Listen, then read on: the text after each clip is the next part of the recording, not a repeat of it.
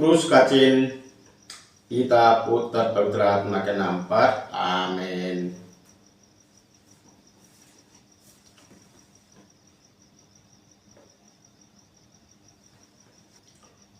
Bible पाठ मंगलवार 11 फरवरी 2025।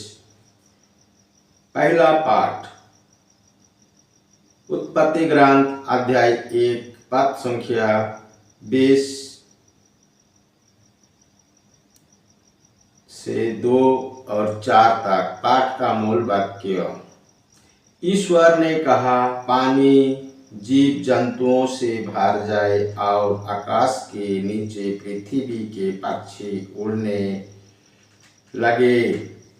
ईश्वर ने मकर और नाना प्रकार के जीव जंतुओं की सृष्टि की जो पानी में से भरे हुए हैं, और नाना प्रकार के पक्षियों की भी सृष्टि की, और ये ईश्वर के अच्छा लगा। ईश्वर ने उन्हें ये आशीर्वाद दिया, फूलो फलो समुद्र के पानी में भर जाओ और पृथ्वी पर पक्षियों की संख्या बढ़ती जाए। संध्या हुई और फिर भोर हुआ। ये 5वां दिन था। ईश्वर ने कहा, पृथ्वी नाना प्रकार की घरेलू जमीन पर रेंगने वालों और जंगली जीव जंतुओं को पैदा करे, और ऐसा ही हुआ। ईश्वर ने नाना प्रकार के जंगली घरेलू और जमीन पर रेंगने वाले जीव जंतुओं को बनाया, और ये ईश्वर को अच्छा लगा। ईश्वर ने कहा, हम मनुष्यों को अपना प्रतिरूप बनाए, वो हमारे सदृश हुई। वो समुद्रों की मछलियाँ, आकाश की पक्षियों, घरेलू और जंगली जानवरों और जमीन पर रेंगने वालों सब जीव जंतुओं पर शासन करे।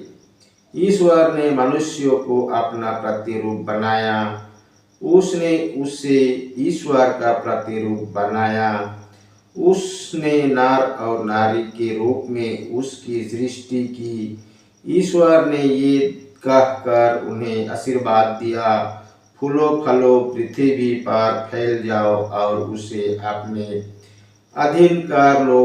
समुद्रों की मछलियाँ, आकाश के पक्षियाँ और पृथ्वी पर विचरने वाले सब जीव जंतुओं पर शासन करो। ईश्वर ने कहा, मैं तुमको पृथ्वी भर के बीज पैदा करने वाले सब पौधे और बीजदार फल देने वाले सब पेड़ देता हूँ। वो तुम्हारा भोजन होगा। मैं सब जंगली जानवरों को, आकाश के सब पक्षियों को, पृथ्वी पर विचरने वाले जीव जंतुओं को उसकी भोजन के लिए पौधे का हरियाली देता हूँ, और ऐसा ही हुआ। ईश्वर ने अपने द्वारा बनाया गया सब कुछ देखा, और ये उसको अच्छा लगा। संध्या हुई और फिर भोर हुआ। ये 6वां दिन था। इस प्रकार आकाश तथा पृथ्वी और जो कुछ उनमें ही सब की सृष्टि पूरी हुई।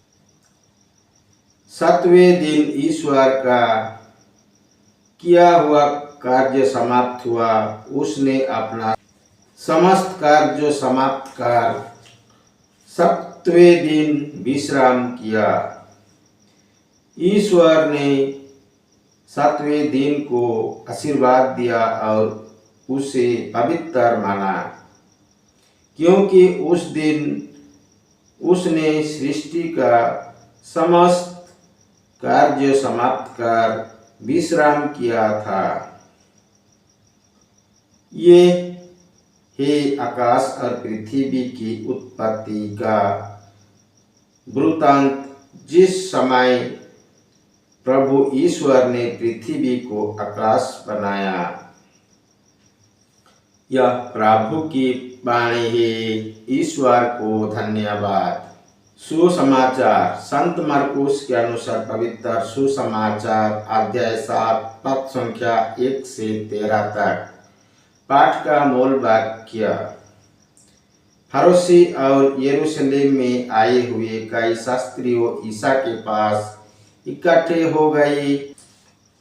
वे ये देख रहे थे कि उनके शिष्य अशुद्ध यानी बिना धोए हाथ से रोटी खा रहे थे। पुरखों की परंपरा के अनुसार फरीसी और सभी यहूदी बिना हाथ धोए भोजन नहीं करते। बाजारों से लौटकर वे अपने ऊपर पानी छिड़के बिना भोजन नहीं करते और अन्य बहुतों से परंपरागत रिवाजों का पालन करते हैं, जैसे प्याले, सुराइयों और कांसों के बर्तनों का शुद्धिकरण। इसलिए फरीसियों और शास्त्रियों ने ईसा से पूछा, आपका शिष्य पुरखों की परंपरा के अनुसार क्या नहीं चलते? वे क्या अशुद्ध हाथों से रोटी खाते हैं? ईसा ने उत्तर दिया, ईसाइस ने तुम ढोंगियों के विषय में ठीक ही भविष्यवाणी की है। जैसा कि लिखा है, ये लोग मुख से मेरा आदर करते हैं, परंतु इसका हृदय मुझसे दूर है। ये व्यर्थ ही मेरी पूजा करते हैं और वे जो शिक्षा देते हैं वो है मनुष्यों के बनाए हुए नियम मात्र। तुम लोग मनुष्यों की चलाई हुई परंपरा बनाए रखने के लिए ईश्वर की आज्ञा टालते हो। ईसा ने उससे कहा, तुम लोग अपने ही परंपरा का पालन करने के लिए ईश्वर की आज्ञा रद्द करते हो, क्योंकि मूसा ने कहा, अपने पिता और अपने माता का आदर करो, और जो अपने पिता या अपने माता को शाप दे उसे प्राणदंड किया जाए। परंतु तुम लोग ये मानते हो कि यदि कोई अपने पिता या अपने माता से कहे, आपको मुझसे जो लाभ हो सकता था वो कुर्बान अर्थात ईश्वर को अर्पित है, तो इस समय से वो अपने पिता या अपनी माता के लिए कुछ नहीं कर सकता है।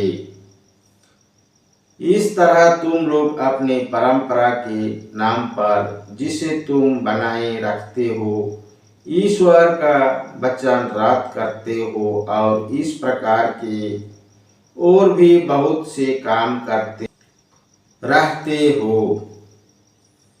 यह प्रभु का पवित्र सुसमाचार है। ख्रिस्त की जय।